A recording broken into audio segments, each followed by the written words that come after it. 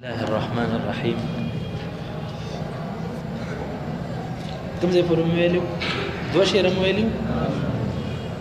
وهو أيضا حلية التلاوة وزينة الأداء والقراءة، وهو إعطاء الحروف حقها من صفة لها ومستحقها، ورد كل واحد لأصله، واللفظ في نظيره كمثله، مكملا من غير ما تكلف، باللطف في النطق بلا تعسف. دي اشعارو کی دا سلور اشعار چې دی کی د تجوید مکمل تعریف ذکر کړی دی. ها تجوید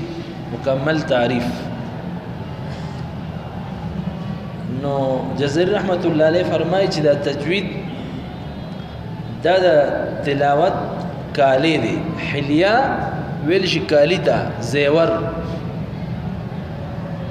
تاسو ورته څه وایي؟ ها کالی ورته وایي کنه. بعضی خلک کپړو ته کالی وي. کپړې نه یادوي بلکې څه یادوي؟ ناوې ته چې خلک اچي. نو دا حلیه ده کالی دی د تلاوت دپاره. وزینة الاداء او دغه شان د ادا دپاره ښایستوالی دی. زینت دی خوبصورتي ده. والقراءة او د قراءت دپاره درې څه ذکر شوي دي. یو تلاوت، یو ادا، یو قراءت. د جزري رحمت الله علیه زوی دی هغه د دې درې واړو تعریف ذکر کړی دی. احمد جزري رحمت الله علیه الحواشي المفهمه شرح یې ده. هغه فرمایي چې تلاوت دې له ویلی شي چې یو انسان د قرآن شریف تلاوت کوي بطور ثواب. لکه ته سار راپاسې سارې مونځ دې وکړو لکه سورت یاسین ویما قرآن شریف وی که نه دې له تلاوت وی. یا د ماسخوتن مونځ دې وکړو او تا ویې لکه سورې ملک ویما چې الله تعالی مې د قبر د عذاب نه وساتي او وی دقې ته څه وی؟ تلاوت وی. یا ختم ته چېرته تلي سپارې درکړه چې استاد دا سپاره راته ووایه او ته یې ویې دې ته څه وی؟ تلاوت. یا ځان ته پو اړې یا ځان ته سپاره اړې خو ځان ته لګې په جومات کې او د قرآن شریف ته ویې دې ته څه وی؟ دویم نمبر ادا ده. ادا ویلی شي د استادانو نه حاصلولو ته. لکه استاذ ته تاسو دا حدر دلته اوروئ قاري صاحب ته دې ته ادا ویلی شي. دې څه ویلی شي؟ د ادا درې اقسام علماو ذکر کړي دي. یو دا ده چې استاذ یې وایي دا ټول شته دي تاسو سره ما لیکلي دي. استاذ یې وایي شاګرد غوږ ایښي. صحیح ده؟ دویمه طریقه دا ده چې شاګرد یې وایي استاذ ورته غوږ ایښي. لکه الاول تاسو قاري صاحب ته وروئ حدر اوروئ هغه غوږ ایښي که نه دا ادا ده. بیا تاسو ورته وایئ موږ ته حدر ووایئ بیا هغه وایي تاسو سره غوږ ایښي. دا هم څه ده؟ ادا ده. درېیمه طریقه دا ده چې استاذ یې ووایي شاګرد مکمل توجه سره غوږ ایښي چې هلکه دا ټکي څنګه دی دا لفظ څنګه دی مکمل توجه سره ناسي. او چې کله استاذ یې ووایي نو بیا شاګرد ورپسې بیا اورئ او د استاذ هم ورته توجه برابر یې اورئ دی. دا درېیمه طریقه ده. صحیح شوه؟ بعضې علماو کومې طریقې ته ښه ویلي او چا ورته کومې ته ښه ویلي دي. بهرحال علما فرمایي چې کله استاذ تا ته ووایي سبق قرآن شریف او ته واپس هغه ته واپس واورئ دا بهترینه طریقه ده چې دې سره ادایګي مکمل صحیح کېږي. نو که چېرې استاد سره ټیم وي نو ځکه دا طریقې کې دواړه جمع کېږي او دا بهترینه طریقه ده. که چېرې ټایم نه وي صرف استاد ته تا واورولم دا هم کافي ده. صحیح شوه؟ نو فرمایي چې دا تجوید د تلاوت دپاره کالی دی. نو تلاوت څه یادوي؟ تلاوت څه یادوي؟ تلاوت څه ته وایي؟ ځان ته بطور وظیفیه، بطور ذکر، بطور ورد، بطور گردان. دې له څه ویلی شي چې قرآن شریف وی؟ تلاوت. او ادا څه ته ویلی شي؟ استاذ نه حاصلولو درې طریقې علماو ذکر کړي دي. شاګرد یې وایي استاذ غوږ ایښي. استاذ یې وایي شاګرد غوږ ایښي. او درېمه طریقه ده چې کومه دوانو ته جمع ده او بهترینه طریقه ده چې استاد ورته وایي شاګرد وګخي او شاګرد ما مجلس کې واپس راووري یې په سبا ته وروري خو چې څنګه به استاد خو دې چې واپس ورته ووري دې سره اطمینان پورا حاصل شي صحیح ده قراءت دا کله د دې اطلاق په تلاوت کېږي او کله د قراءت اطلاق په ادا کېږي نو معنا دا چې قراءت دوه ته شامل دي قراءت او بعض علماء د قراءت ته مراد قراءت 10 اخستلې دي وې څنګه چې د تجوید لپاره تاسو تجوید کوي دا قران شریف دی کې وایو دا ورته ضروري دی تجوید روایت حفص کې نو دقه شانتي چې کله قراءات وایي 10 وایي 7 وایي دا غي د لپاره هم د تجوید څه دي حلیه او زینت دي ان شاء الله تاسو بیا وایي د جمع قراءت لپاره د جمع الجمع چې کی سلو شرایط دي ایکلو منی شرط داري چې تجوید سره به وي سره به وي تجوید الفاظ رعایت بکې چې الفاظ ګډ وډ نه وي غلط ونه وي نو القراءه د قراءات 10 او 7 د پاره د تجوید څه دي زینت دي او حلیه ده کالی دي پوښوي کوی نه شوي اوس د تعریف کوي نو عام تعریف چې تاسو تجوید وایي تاسو وایي هر یو حرف د خپل مخرج نه ټول صفات سره نو تاسو چې کله تجوید تعریف کوي نو اول څه ذکر کوي مخرج بیا او بیا بغیر تکلف نه دا وایي کنه دا درې خبرې دي دا درې ونه ذکر کوي خو جزري سے مخرج رستو کړي او صفت مقدم کړي دي مخرج څه کړي دي جزري سے تعریف کوي تمام حروف تخبل حق صفت ورکا او بیا خپل مخرج نم سیدا کا صفت مقدم کړي دي او بعض علماء وی چې نه وهو اعطاء الحروف حقها نه مراد مخرج دي خپل مخرج نه ادا کی او به صفات ادا کی او بهرحال صفت مقدم کړي دي جزري سے وی چې کوم حرف ته ادا کی پورا صفات ورته ورکا سوکا او بیا وی ورد كل واحد لاصله ار یو حرف د خپل مخرج نه ادا کول چې کوم زین ادا کیږي الته واپس کول الته لټاول دا تجوید تعریف دی وشوي ګوره ورته وهو اعطاء الحروف حقها واذا تجوید ورکول لحروف الداعي حقوق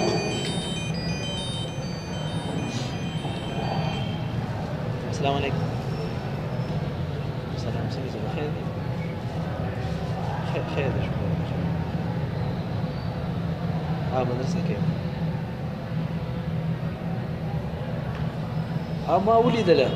ما ولد له هغه ما په خیر کاری سي ورته چې ما ته ټلیفون وکړم زه به دا ما ورته راځي کینه خو یبا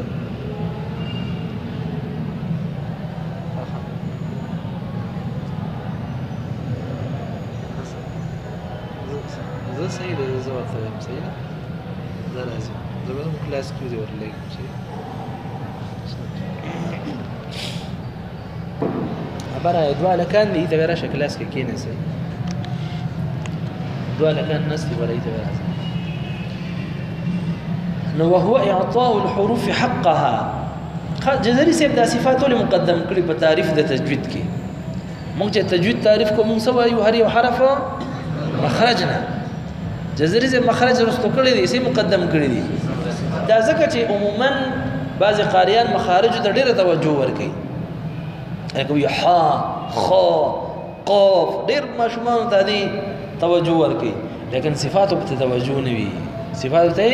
لکه ګوره خا سیدا خو استعلا دونه کې چې وو ته رانږدې کی وایي ها نو جزري رحمت الله چون کې ډیر یو عظیم شخصیت تیر شوی دی او دا ویل شي چې د دې فن یو انتهایی او لوی ماهر متاسب دي جزريه کې ویني چې هغه خبرو ته اشاره کړې ده چې هغه ته چا سوچ نه وي ها ځکه په عربي کې فعل الحكيم لا يخلو عن الحكمه چې دانا انسان د قابل ترين انسان چې کم کار وي هغه د حکمت نه خالی نه وي نو جزري صاحب صفات مقدم کړې دي کې اشاره دی خبره ده چې عموما خلق مخارج ته ډیر زور ور کوي دا حرف ده ټول ماشومان ته خینه بقیده کې شکل جوړ کړی وي دا مریض او دا جبد او دا شونډې دی او دې نه دا خي ورته کنه خو په صفاتو توجه وي نوی توجه جزري صاحب دې طرف ته توجه ورکړه چې لکه ګوره صفات ډېر ضروري دي اهم شیز دی د خلکو توجه کمه ده د خلکو توجه جزري صاحب وهو اعطاء الحروف حقها من صفه الله دا تجوید تعریف درته کوي چې تجوید څه ته وایي وهو اعطاء الحروف دا تجوید ورکول لحروف ته حق د حروف الکه د حروف څه حق دی د خويندو د میندو حق هم پیژنو چې په مال کې به یې زور کو ها د استاد حق پیژنو چې ادب به کو د مور او پلار حق پیژنو د حرف څه حق دی وي من صفه الله حرف حق څه دی د صفات د حرفنا چې حرف نری وي نری ادا کې غټ وي غټ ادا کوا چې سخت وي سخت ادا کوا چې نرم وي دې ته ویل شي صفات او حقوق د حروف د صفات او حق چې کوم صفات پکې دی او ورته ورکا وي ښا کوم صفات لازمه یا دې که عارضه یا دې نو علما فرمایي چې د حق نه مراد صفات لازمه دي د حق نه مراد او مستحق نه مراد صفات عارضه دي صحیح شو وهو اعطاء الحروف حقها دا تجوید ورکول لحروف ته حق د حروف چې هغه صفات لازمه دي من صفه الله هذا صفات ودينا او بعض نسخو کې من كل صفه الله راغلي دي ومستحقها او دا حروف چې کوم مستحق دي یعنی صفات عارضه دي غم پکې ادا کی نو حروف د صفات لازمه او عارضه دوه ادا کا ولا یوم نشبه دوی معنی دا ده چې دا تجوید ورکول له حروف ته حق د حروف لك تا خص ضغط قذ دي کې سدي استعلاء تا د استعلاء صفت ورکو نو تا چې د استعلاء صفت ورکو نو مستعلی حروف څنګه ادا کیږي نری غټو دی غټوالی ته مستحق وي غټوالی څه وي تا یو صفت حرف ته دی ورکو هغه استعلاء دی ورکا دا دی حق ورکو کنه و د دې استعلاء دغه سره نتیجه څه ده حرف ساده کیږي غټ دی مستحق شو نو یو معنی دا چې حق نه مراد صفات لازمه دي د مستحق نه مراد عارضه دي دوی معنی دا چې حق ورکول د حروف د صفتنا او دا صفت د کوم سیز تقاضا کوي هغه ورته ورکي لکه استعلاء دی ورکا استعلاء تقاضا د څه کوي تقاضا پیژنې کنه پیژنې تبلیغ یې ځنه نه دی ها نه دی تبلیغ کې چرته سکتنی سي روزه کې څوک هم نه دی تاسو ته لې هغه چې سکار پسې وځه تاسو زين تاسو زکه چې مثال به تور تا یو کار وکړو نه هغه تقاضا وی کنه زمونږ یو استادو ناګه چې بکله تشو د سمات کون ویل کوي جواب یې کوم زکه دا چې جواب وي په دې جبه کې چې اوس کې کنه داغه تقاضا سوي بیا جواب یې چي خوښوي هغه سمینوانه ورکړه تریو نه هغه جواب یې کوم ایو په اړه نه زو کې نه دی بوس چیر وړي کنه ایو کله سوال جواب کوي دا چایو ډیر سات نه سوچ بیا کله راغی نو لازم ينزلوا دی چې استادجی وې دا څه چې وې تاسو جواب یې کوم نو به پوي کوي جواب یې دی ته وي نو تو ته استعلاء ورکه دې څه دی حق او تقاضا یې څه دی استعلاء دې مستحق شو تاسو پوه شئ وهو اعطاء الحروف حقها هذا تجويد وركول لحروف ذي حق صفات لازمه من صفه الله او مستحقها او ده صفات عارضه ورد كل واحد لاصله او واپس کول دي د تجوید تعریف دا چې ار یو حرف د خپل مخرج ته واپس کی ار یو حرف خپل مخرج نه واپس کی خپل مخرج نه ادا کی ار یو حرف د خپل مخرج نه ادا کی واپس کول معنی څه ده ادا کول چې ار یو حرف کم زیدي اقزه کی ولګي اقزه ته واپس کی اقزه ته واپس کی د اقزه نه ادا کی دا تجوید تعریف ته مزید تفصیل درته کوي واللفظ في نظيره كمثله وي حرف یو شانواله با د خپل ځان په شانتي وي د ار یو حرف تلفظ چې کېده بچا په شانتي کې لکه ذال ادا کېده چا په شان پیدا کې ذال په یو آیت کې قافونه راغلي دي واتل عليهم نبأ بني آدم بالحق إذ قربا قربانا فتقبل څنګه دي فتقبل منهما مزګوره قاف قاف راغلي کنه چې یو قاف د سونه غټ ویل نه بل من دون غټ وی پوهیږي یو آیت کې مدون راغلي دي والذين يؤمنون بما أنزل إليك وما أنزل ودانا چې دا بما کې د خډیر مدکو او ما کې بیا راکم نا واللفظ في نظيره كمثله الحمد لله رب العالمين دا دې وګت او بیا الرحمن الرحيم مالك يوم الدين یو دې لنډ یو دې وګت نا واللفظ في نظيره كمثله چې څنګه دی یو ځای کې تلفظ ټول به یو شان دي کې دا واللفظ في نظيره كمثله مطلب دی یو ځای قلقلو کا قل هو الله احد الله الصمد ودانا قل هو الله احد الله الصمد كما ذكر واللفظ في نظيره حا یو ځای کې راغلی دا میم کې غناء کې اخفاء کې یا روایت کې اقلاب راغلی د ضایع دا نه چې ته یو ځای کې یو شانتي او بل ځای کې بل شانتي کې نه واللفظ في نظيره د یو حرف تلفظ چې کې دا چا په شان به کې کمثله د خپل ځان په شانتي به کې بعض خلک وی لکه دا ضاد وی دا ضا په شانتي وای کنه داسې وای نه د چا په شانتي به نه وي ولې دا خپل ځان ته आवाज دی فلسدي واللفظ في نظيره كمثله دا یو حرف یو شانوالی وجه به شانتي وي رسوک وی لکه دال په شانتي به وي ولا الضالين او سو کوئی دا ضا په شانتي به وي ولا الضالين تاسو خیال نه لري زمو یو ملګری واغه چرته انټرویو ورکول دا خبره تاسو ما کې دي شي کړی نو داغه په خوا زمانه کې دا مصیبت ډیر زیاتو بعض خلک دوادیان او بعض زوادیان اوس به می داسې خوسته مونږ نه خبرې اوس هم شته نو چې کوم دوادیان خلک کو نغیب زواد ولا مولانا امام کو په جمعات کې اته ویل کې سورې فاتحه وایا او کدی خو دواد ولا غیر المغضوب ولا غیب وي چې غیر المغضوب علیهم یو قاری ورته نه د امام نه ساتو دو زوادي او کې چې جمعات ولا بزواد ولا جاهلیت نو که یو امام براغه به ضاد وي غیر المغضوب علیهم ولا الضالین هغه به امام نه امام کوي ته دوادي او دا بریلیت او دا یو فتنه وا الحمدلله دا علم سره ختم شو بعض جاهلانو سمشتا نو هغه کې یو کس هغه چرته جمعه ته لړ چې جمعه ته لړ نو هغه ته وته دوادي او کزوادي وې زه دوانه یم وې دا څنګه کې دې ته دوانه وې زه دوانه یم او ته وې سوره فاتحه نو ورته غیر المغضوب عليهم ولا الضالين دوانه ورته حقیقت دا چې د ضاد आवाज دا بنه قصدن د دال بشانتی وي او نه د ضاد بشانتی زمونږ د پاکستان د علماو د هندستان د علماو رائے دا ده کچریته دا ضاد د خپل مخرج نه د ټولو صفات سره ادا کی د आवाज ضاد مشابه وي خدا قصدن نه وي دا بلا مشابه وي جاسوي قصدن نه وي خو بغیر ارادي طور سره د دې आवाज الله ته مشابه وي او د مصر بعض علما او د شام علما دا غیر ادا ده چې ضاد د مکمل مخرجونه او د صفات د ارسل مکمل ادا کړي د आवाज دالته مشابه وي دا مسله چې کله د شیخ ضباع رحمت الله علیه په زمانه کې رااله علي بن محمد ضباع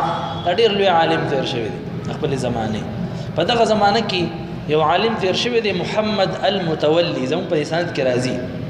تاسو الفرید کې وګورئ غټ نوم دی المتولي دا سونه سندونه دی په د باندې ودرې ډېر لوی علم الله ورکړو او نابینو په سترګو باندې معذور کله چې هغه وفات کېده دا متولي رحمت الله علیه نو هغه په کور کې وصیت وکړو زما چې سونه کتابخانه دا ټول شیخ زباس یې تور کې حالان کې خپل زوم دیم غټ قاری خو زما د کتابخانه اهل سوق ته شیخ زبادي خپل ټول کتابونه هغه تور کړ دا علم سره شوقیان خلکو د علم قدر کوونکو زکه په دون اخواسي وفات کېده کبه چوته پرېخي په لکونو روپو به خرڅ کړو ځکه سبړو کې کس نو خاتمه المحققين ورته وي یعنی یو محقق او جزري سیبو د جزري سیب نه پس کوم محقق راغلی دی هغه د متولي سیب پسترګو نابیناو چې وفات کیږي خپل ټوله کتابخانه چا دا ورګه علي بن محمد ضباع رحمت الله علیه ډېر لوی عالم دی د قراءات وفات شوی دی نو د په زمانه کې دا مسله رااله چې آیا دا ضاد مشابه دی او کدالتا غالبا دغه وخت د عمر چې کم دی نو 70 لګ بګو او یا کالو نو په هغه ټیم کې دا یو کال انسان خو ډېر لوی عالم هم یو بزرګ انسان د یو نیم سل کتابونو یا د یو سل او شپېتو کتابونو مطالعه وکړه چې آیا د الله د اواز د چا په شان دی نو چې کله د یو سل شپېتو کتابونو مطالعه وکړه 163 یې دونه دی زما ذهن نه وتی نو دا فیصله وکړه چې د الله د اواز د دال په شان دی چا په شان دی دیو جن مصر والا دغه خلک تاسو اوریدلی دي چې وای غیر المغضوب علیهم ولا الضال کی زمانه پکې نورم دغه راځي ولا الضال داسې وای کنه وایي خدای عرب ځکه چې زیات دغه تمایل دي زمونږ د قول څوکته کې نشته زمونږ د قول شته د عراق یو عالم دی او ډیر خسته عالم دی قابل ترین شخصیت دی غانم قدوري حمد نومې دی عراقي ډیر لوی مطالعه ده زه بیا تصویر وخم نظر شته جام دی هغه زمونږ د وات قایل ښه او دی باندې ردونه کړی دا کوم چې ضاد وای دی باندې ردونه کړی صحیح شو ابحاث في علم التجويد دا شان د دانیس بیو کتاب دی التحديد في الاتقان والتجويد اي تحقیق هم کړی دی او یو بل کتاب لیکلی په تجوید چې څومره ابحاث دي د دراسه کړی دا څه غټ کتاب دی په تجوید باندې داغه رائے دا چې د ضاد چې کوم د خپل مخرج نه د صفات سره مکمل ادا کی نو आवाज چاته نږدې دي الله ته خدا بغیر اراده کې قصدن به نه کې زما خبره د واللفظ في نظيره كمثله هو چې د ار یو حرف تلفظ بچا په شانتي وي خپل ځان په شانتي دا نه چې ضاد د ضاد په شانتي وایا الضاد د ضاد په شانتي وي ضاد به د ضاد په شانتي وي تا به چا په شانتي وي تا به چا په شانتي وي واللفظ في نظيره كمثله ار یو حرف به په یو شانوالي کې چا په شانتي وي خپل ځان په شانتي وي بیا فرمایي مکملا ته چې ار یو حرف صفات مکمل ورکی مخرج نیم صحیح ادا کی او د ار یو حرف تلفظ چې ته کې د خپل ځان په شان دی کې دا به څنګه کې وي مکملا او بل نسخه کې مکملا راغلی چې مکمل شي مراد به قرآن شي چې ته مخرج او د صفات سره د قرآن شریف تلاوت داسې کې چې مکمل وي د قرآن شریف او مکمل شي چې د قاری تلفظ ادایګي داسې وي چې مکمل طریقې سره د قاری کامل وي من غیر ما تکلف خو تکلفنا بغیر وي تاسو د وی تعریفي بغیر کلفتن ویل کنه من غیر ما تکلف بغیر تکلفنا باللطف بلطافت سره شیرینه سره نرمه سره فی النطق بوینا کې دا نه چې ته په غوګونو باندې ګوتې کېدې او دوانه لاسونه او کله چې تورې جوړې او کله چې کم دی د سپیکر نه رستو کېږي او کله دې پخې کېږي نه پوهېږي دا زما مقصد باندې پوهېږي داسې زونه نشته په تلاوت کې نبی علیہ الصلوۃ والسلام فرمایي دا حدیث امام احمد رحمت الله علیه نقل کړی دی نبی علیہ السلام فرمایي من احب سوق چې دا خبره خو خوي چې د قران شریف تلاوت کی بالکل تازه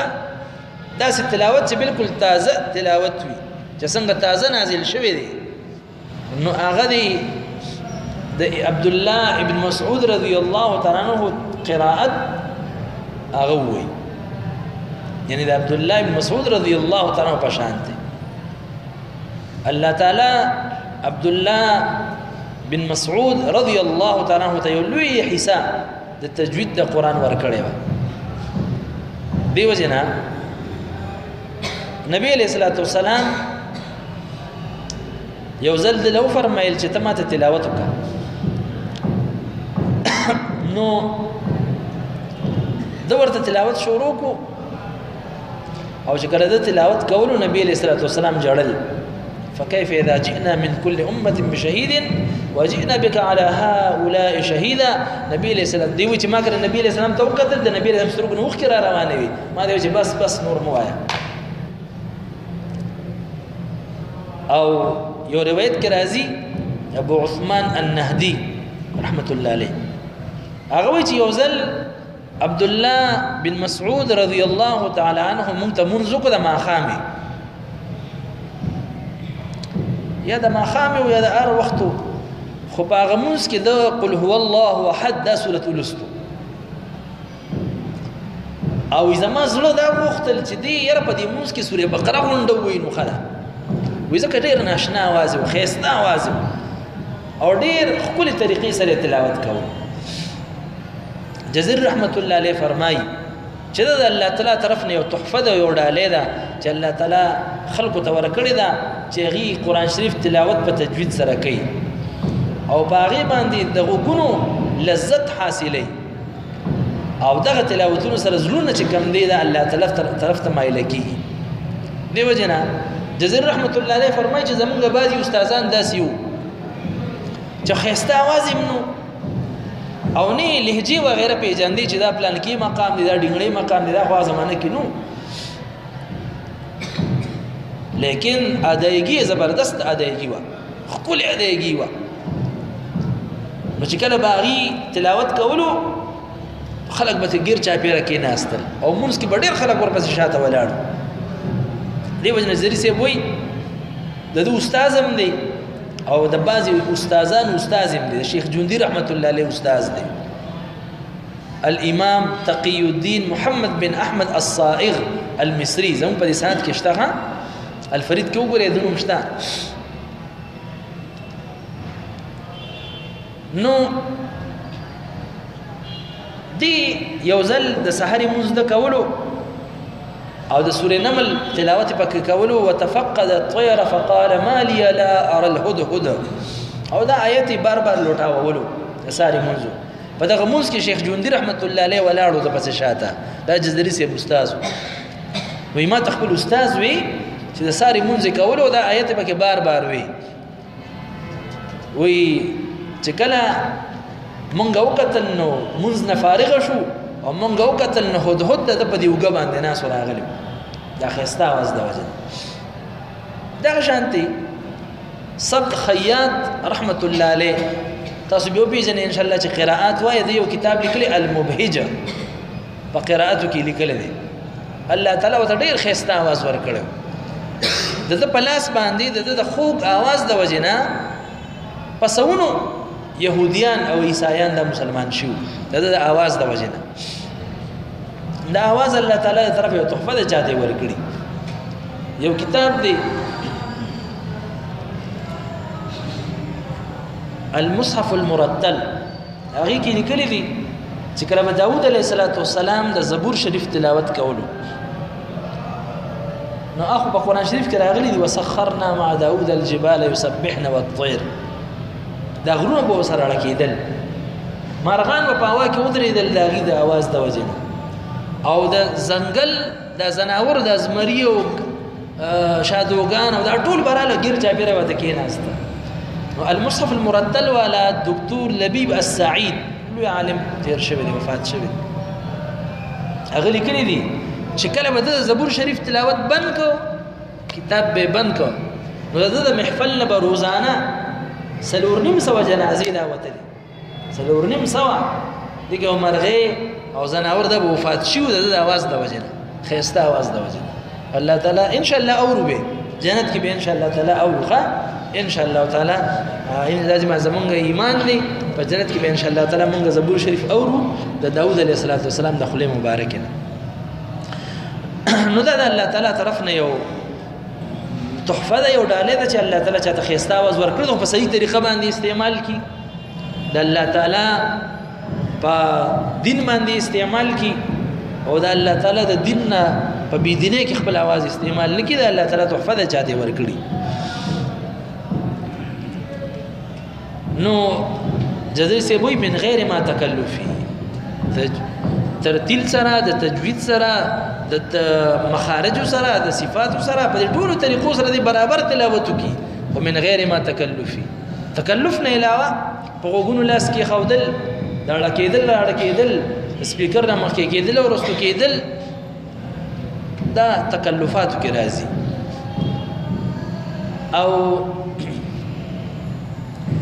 که څوک کوي نو موږ دا نشو ویلی چې لکه بد کوي بس بد خو کوي خو چې کوي نو څه یې وایي سبا کولی نه شي کوي خو بهرحال ښه نه ده دې وجه نه تاسو ته ما مخکې یوه خبره کړې وه یو عالم